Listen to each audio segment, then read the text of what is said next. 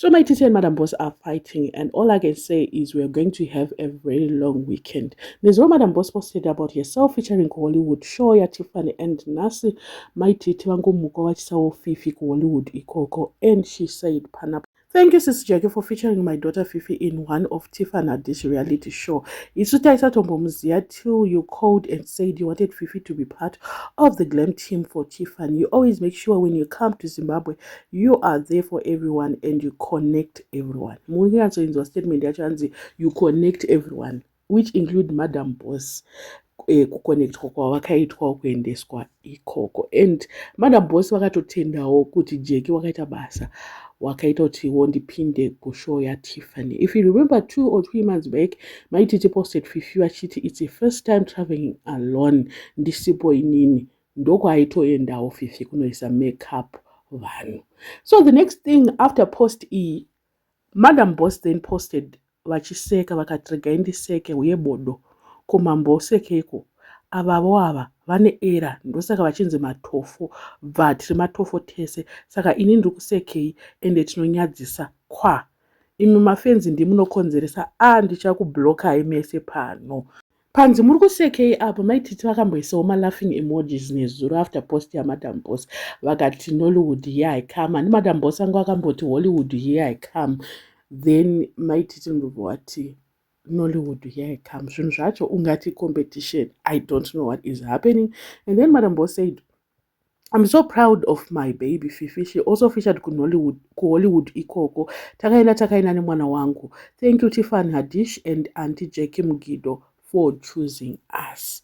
Ni Madam Boss vari kutotaura. If you remember one takambotaura panapa, video racho riripo panapa. Randekati Madam Boss vakaisa like ku post ya Fifi and then the next thing, what did we see? Madam Boss of visa post like yacho iyoyo. So I don't know zvangu apa ari kuti mwana wangu Fifi, and we know kuti Madam Boss akatombotaura kuti ina handina anything against ana Fifi vai. So regai tingoona kuti hondo yacho inoperera kupi, but manje vanhu vacho vese vari 2 vanenge vakutopinzawo Jackie wacho busy because Jackie wacho loves them both, akavaconnectera vese, saka zvinenge zvakuzoita kuti next time vasazodedzwe iko kuHollywood kwacho koko vanenge vakutongoscratch kunzi havane noise ava. Ari kumbozviziva here Tiffany kuti arara achitrenda amukira futi achitrenda muZimbabwe. Cat Familywo iri kuti maititi vakandajoka kuratidzawo Fifi was there, so hanzi Tyra chill. Fifi was doing makeup for ana Tyra wacho ndovaisa makeup iye Fifi ndobasa rake, but then Tyra position yake was kufeature mushow. Ava ndo vanenge vari kubackground vachiisa makeup wacho, but Tyra was the main featuring. So tingati ijoka here rakandwa kana kuti vanhu vese vanga vangori kuHollywood, chikuru kupinda kuHollywood either kuita makeup kana kuti uri mushow uri kutaura, chikuru kuita sei kungopindawo kuHollywood, ende ndozvavakaita vese vakapinda. Tiri kuvaona vari kufeature ipo pashow yaTiffany, mumwe ari kuita makeup mumwe atori guest ikoko. So muri kuona zvinhu zvacho kuti zvikuenda nekupi, guest namakeup artist. Maititi nezuro she said and in Hollywood here I come, after Tyrawo apostawo kuti Hollywood here I come. So kudena ndiani ari kudena apa, adena ndiani?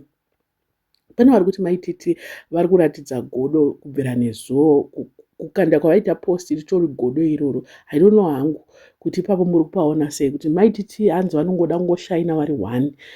Show iyi yakatotanga kubudawo nezuro, that's why Tyra posted it. It was first aired yesterday. Tyra said, please go and watch it. It's not like kuti maititi was trending, Tyra ndobva atrega ndidzimure moto, but Tyra ari kuti the reason why she showed us everything about Hollywood show is because it was first aired yesterday, and she was saying you can go and watch it wakati the first season, first episode, something like that, it has been aired. So handisi yangu ipapo kuti ndiani ari kudena pakati pavo vari 2, and she mustn't have posted about the Hollywood zvake izvo zvitaira, hanzi dai akamirira next week here kana next year. Handisivi vanhu ava vanozivana, they know how to trigger each other.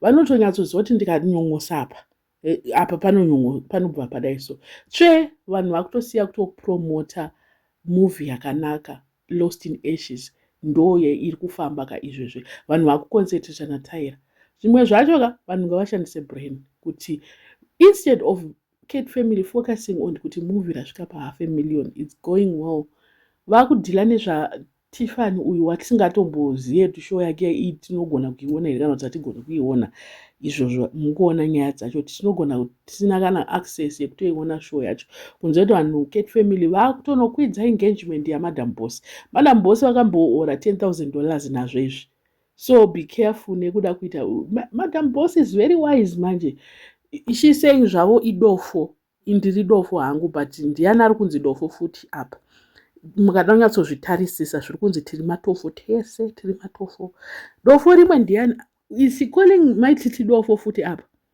bhozi ndaona kunge anzi uye bodo komambosekei maititi ndovakamboseka ka zvikanzi avavo vane era ndosaka vachinzi matofo